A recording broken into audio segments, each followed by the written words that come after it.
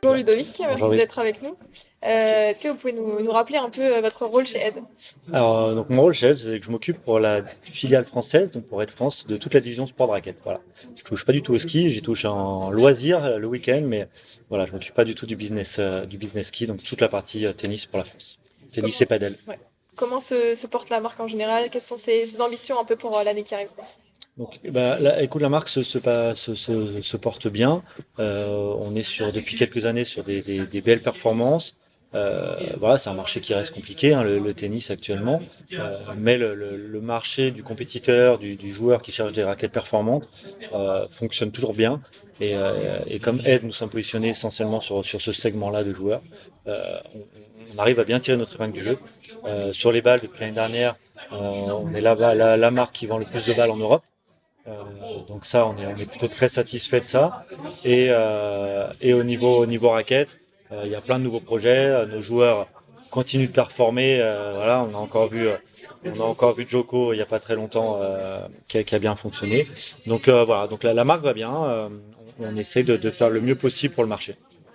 Avec Djokovic notamment est parti au sommet des classements mondiaux. Ça se ressent sur vos ventes. Qu'est-ce que ça engendre chez vous? Oui, alors, dans notre marché, les joueurs pros sont essentiels. C'est pas pour rien que, par exemple, les trois grosses marques, on se partage Federer, Nadal, Djoko. Hein. Voilà, c'est vraiment un marché qui a besoin d'être crédibilisé. On a besoin de crédibiliser nos produits qui sont techniques, qui sont performants par les meilleurs joueurs mondiaux. Et c'est pour ça que depuis tout le temps, Edge cherche à avoir aussi bien sur le ski que le tennis, à avoir les meilleurs joueurs, les meilleurs mondiaux dans leur domaine.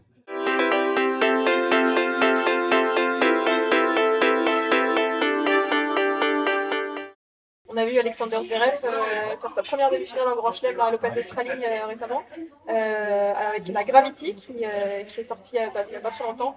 C'est une bonne pub aussi pour cette nouvelle gamme, cette nouvelle raquette. Ouais, cette raquette a été lancée, oui, bah, qui est là d'ailleurs, effectivement. Tu la présenter. Ouais, donc cette raquette qui a été lancée au mois de juillet l'année dernière, Mhm. c'est un tout nouveau stylo qu'on a lancé pour Alexandra, pour Zverev, avec une particularité, c'est que il y a un sweet spot qui a été élargi au niveau de la raquette. C'est une raquette qui a une forme un peu plus arrondie au niveau qui a la tête de raquette un peu plus élargie, qui lui permet d'avoir un sweet spot qui va être agrandi dans cette zone-là.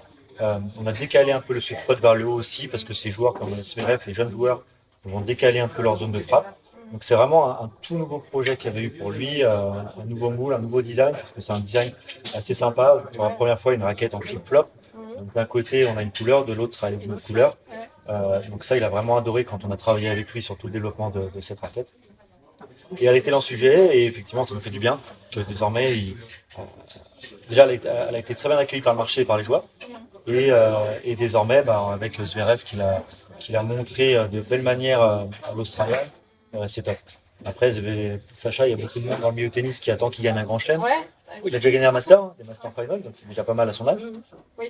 Après, le grand chelem, il tombe avec Federer, Nadal et Djoko qui sont là, donc forcément, voilà, on a des grosses attentes pour lui, mais bon, pour l'instant, voilà, il tombe quand même sur des joueurs d'exception, donc c'est déjà très très beau qu'ils soient en demi-finale d'un grand chelem.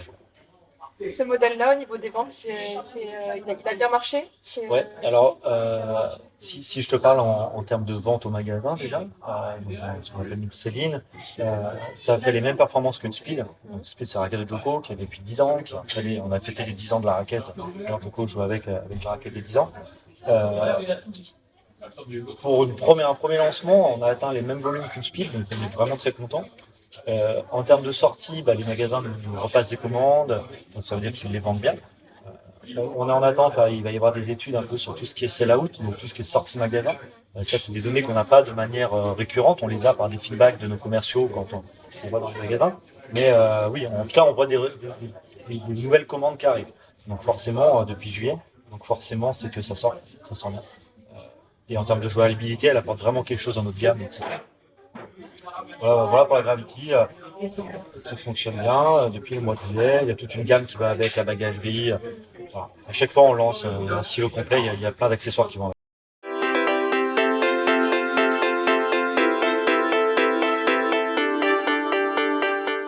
lancer une nouvelle gamme comme ça, pour vous, c'est quoi? C'est compliqué? Il y a des avantages, il y a des inconvénients? Comment ça se prépare chez elle, par exemple? Alors, les avantages, c'est que ça permet d'avoir toute une campagne de communication qui fait parler de la marque également, qui fait parler du nouveau produit, mais également de la marque, qui nous donne du coup, qui nous donne un peu de temps de parole dans les médias, qui nous donne du temps de parole dans les journaux, des choses comme ça. C'est compliqué en termes de R&D, puisque un nouveau silo comme ça, c'est 3 ans de développement. Donc, nous, quand on le présente à tout le marché, c'est l'aboutissement, on va dire. Mais pendant 3 ans, il y a eu beaucoup de développement, beaucoup de recherche dessus. Et après, oui, c'est du boulot, mais c'est des choses qu'on adore faire parce que ça nous permet, par exemple, pour le lancement de cette raquette, pour la présenter, on a fait pour la première fois un tour dans toute la France, dans 7 dates. On a fait un tour, le Gravity Tour, on l'a appelé, où on est allé au contact des clients, au contact de nos ambassadeurs, de nos présidents, et où on a fait 7 grosses dates. En même temps, on a fait des défilés de mode, on a présenté de nouveaux textiles et de nouvelles chaussures, mais c'était vraiment dédié à la présentation de cette nouvelle raquette. Donc ça, c'est intéressant ces lancements parce que ça nous donne un nouveau souffle, ça nous permet de dire ok, c'est nouveau, qu'est-ce qu'on peut faire de nouveau nous pour le présenter pour que ça marche, parce que le risque c'est qu'on lance un nouveau truc et ça fasse un flop. Donc on essaye de réfléchir à comment faire en sorte que ça fonctionne bien. Il y a une chose qu'on maîtrise pas, c'est le résultat des joueurs. Donc, ça, on leur met dans les mains, après ça on le maîtrise pas. Mais en revanche, nous, notre rôle et mon rôle à moi en France, tu me demandais quel était mon rôle chez Ed. Mon rôle, c'est de faire en sorte que tout ce que le siège en Autriche développe, que ce soit les produits, la communication, les supports, tout, que je l'utilise de la meilleure manière en France et pour optimiser ces lancements-là. Donc, je pense qu'on l'a fait d'une belle manière. Toute l'équipe Ed, je suis pas tout seul, bien évidemment. Toute l'équipe l'a fait d'une super manière pour la Gravity. Et ça a porté ses fruits puisque tout de suite ça a été un gros succès auprès du marché.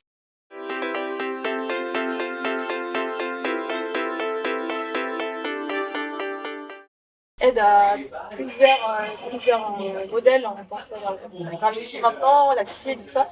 Radical, Instinct, tout ça, c'est pas un peu beaucoup peut-être en termes de présentation de marque? Alors c'est parce qu'on a beaucoup de joueurs aussi. Non, mais effectivement, alors nous on appelle ça des silos chez nous. Donc tu as le silo Speed, qui est Joko, le silo Radical, qui est Murray. On espère, Murray a fait un beau comeback l'année dernière. Bon là il est de nouveau un petit peu dans une situation compliquée. On a le silo Extrême qui est avec Gasquet, qui est désormais avec Berrettini. Le silo Gravity pour Sacha, parce qu'on pensait vraiment que Sacha, déjà d'une, il voulait modifier un peu sa raquette. Et du coup, le changer un peu de la speed, parce qu'avant il était sur la speed sur le même silo que Joko. Donc on a trouvé utile de proposer au marché la même raquette qu'il allait avoir, ce qui est la Gravity Pro.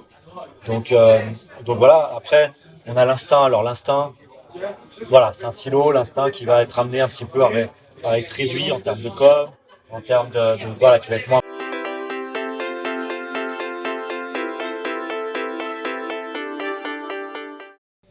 Et là, en termes de vente, du coup, en ce moment, quel est le stylo qui est le plus en forme, en vente?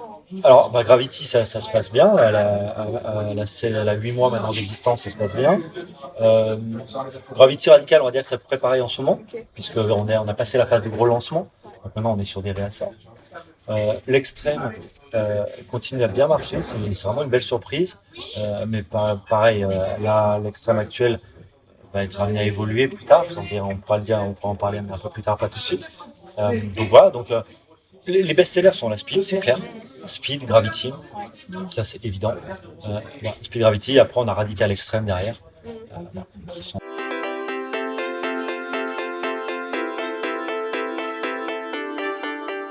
On a l'impression qu'on est un peu plus sur des modèles moins rigides en concernant tes contrôles. Ouais. C'est quoi? C'est véridique, c'est démontré, Alors, ça dépend vraiment des typologies. Si on prend la Gravity, oui, la Gravity est une raquette qui a été lancée plus contrôle. On va dire que si on doit mettre un peu une hiérarchie, on a la Prestige qui est vraiment très contrôle, historiquement avec un profil très très fin, une raquette très souple, donc très axée contrôle. La Gravity vient juste en dessous. Donc on est sur une raquette où il y a assez contrôle, mais du fait d'avoir un petit peu modifié la forme du tamis et d'avoir également modifié le plan de cordage en lui-même, le plan de perçage, ça va quand même lui apporter un peu de puissance. Donc on est sur un cadre lui-même qui est assez souple et assez fin aussi en termes de section. En revanche, les autres caractéristiques, parce qu'il n'y a pas que la section de la raquette, la forme du tamis, le plan de cordage, lui apporte quand même de la puissance. Ouais. Donc c'est ça qui est plutôt sympa.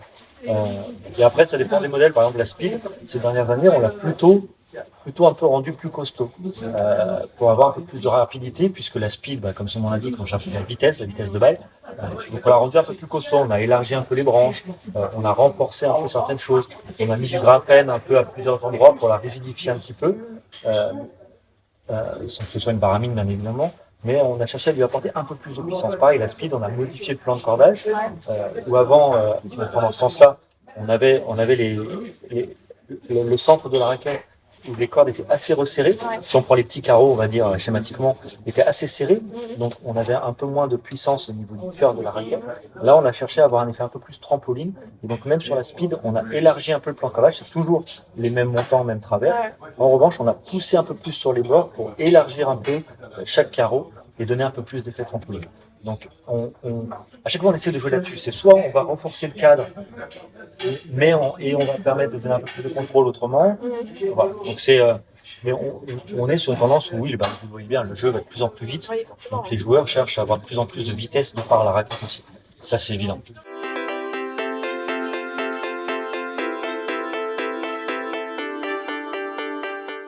En parlant de vitesse et de speed, on a vu un nouveau modèle à l'Open d'Australie, c'est ça? Exactement. Il y a eu des premiers joueurs, les joueurs, on a des fenêtres de tir dans l'année pour changer leur modèle. C'est souvent les périodes un peu de trêve. Donc là, la période en général fin décembre est plutôt la bonne période pour qu'ils testent les produits, qu'ils se règlent avec leur raquette. Et avant d'arriver sur la saison australienne et l'Open d'Australie. Donc certains joueurs ont décidé de switcher tout de suite. Et donc vous avez vu la nouvelle Speed qui est là, donc celle-ci, qui est sur base de blanc. Alors là, je ne sais pas si on va bien voir la caméra, mais il y a blanc et blanc. C'est une base de blanc, mais là il y a du blanc mat. Ensuite sur le tête de raquette, on est sur du blanc brillant. Là on est sur un noir brillant. Donc il y a plein de détails que les personnes peuvent voir en magasin de plus près. Mais oui, certains joueurs ont voulu switcher tout de suite, d'autres non. Comme Djokovic, par Comme exemple. Djoko. Voilà, donc Djoko joue en ce moment toujours avec la raquette des 10 ans, puisque la Speed avait été lancée pour lui. On a fêté les 10 ans, donc là il joue avec la Speed X, qui a eu un design vraiment spécialement pour lui, avec le Speed, le Head ici en doré, le Speed X et tout ça. Donc ça, il a commencé à jouer avec en fin d'année, et il a souhaité la garder pour l'Australian Open, sachant que c'était le même moule que la Speed d'avant. Il y a aussi le fait peut-être qu'il avait gagné l'année dernière l'Australian Open. Donc vous savez, dans le sport, on est pas mal superstitieux par moment. Surtout lui, n'est-ce pas? Ça, je sais pas trop, je le connais pas suffisamment, mais en tout cas, on est assez superstitieux et voilà. Et du coup, je pense qu'il y a un peu tout qui a fait que voilà, il a pas souhaité switcher immédiatement pour l'Australian Open dessus. Bien lui en a fait, puisque bon, a priori, ça l'a pas trop dérangé et il a eu des plutôt bons résultats avec la speed des 10 ans, donc on est plutôt content de ça. Mais bien évidemment, au moment du lancement de la raquette, il jouera avec la nouvelle raquette, bien sûr. Quelles sont les améliorations, les différences entre le modèle précédent et le tout nouveau, hormis les blancs et tout ça? Il y a essentiellement effectivement le côté un peu design. Il y a également le côté graphène 360+. Donc on a graphène 360+, on a du graphène positionné aux endroits stratégiques de la raquette pour venir stabiliser la tête de raquette. Et également des spiral fibers qui sont positionnés au niveau du cœur de la raquette. C'est une vraie évolution technologique. C'est en fait des fibres, si j'essaie de schématiser, c'est des fibres qui sont torsadées entre elles. C'est pas une tresse, c'est torsadé. Et en fait, au moment de l'impact, ces fibres vont un peu se détorsader. Et du coup, ça va apporter un peu plus de souplesse au niveau de la flexion de la raquette. Et du coup, apporter un peu plus de contrôle à ce moment-là, puisque la balle va rester un peu plus en contact avec avec le cordage, avec la corde et la raquette. Voilà, donc c'est les évolutions qu'il y a. Après, on n'a pas voulu révolutionner le moule en lui-même non plus. Il faut savoir quand même que la Speed, qui est en ce moment en magasin, qui existe depuis quasiment 2 ans, c'est la Speed qui a eu le plus de résultats depuis les 10 ans qu'on a lancé la Speed. Elle a gagné tous les grands chelems l'année dernière, cette raquette. Entre Barty et Djoko, elle a gagné tous les grands chelems. Elle a eu les 2 numéros 1 mondiaux pendant très longtemps dans l'année 2019.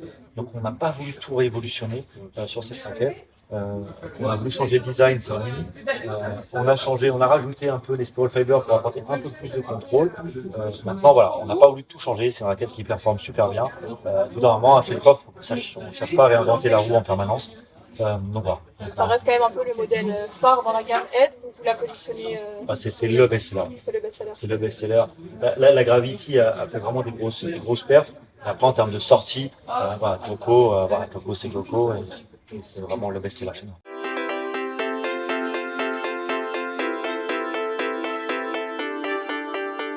Est-ce que vous préparez un peu ou vous pensez un peu à l'après Joko? Ouais, alors j'espère encore là pour un moment. Il a un petit record à battre.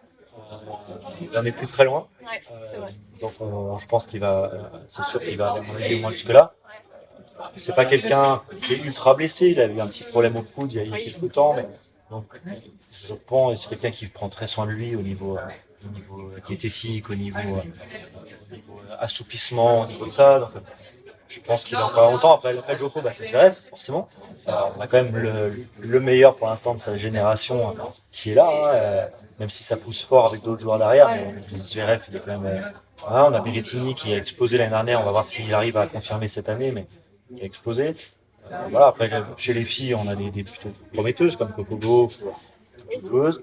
Même Barty qui est encore jeune. Voilà, Barty qui est encore jeune. Donc, pour l'instant, on est plutôt bien.